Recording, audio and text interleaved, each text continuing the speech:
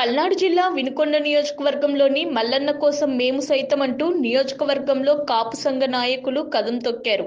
ఇటీవల వైసీపీకి రాజీనామా చేసిన వినుకొండ మాజీ ఎమ్మెల్యే మక్కెన మల్లికార్జునరావుని మంగళవారం కాపు సంఘ నాయకులు సుంకర శ్రీనివాసరావు ఆధ్వర్యంలో పలువురు కాపు నాయకులు మర్యాదపూర్వకంగా మక్కెన కార్యాలయం నందు కలిసి మక్కెనకు తన సంఘీభావం తెలిపారు. అనంతరం వారు మక్కెనకు తోడుగా నడవడానికి మేము సిద్ధంగా ఉన్నామన్నారు.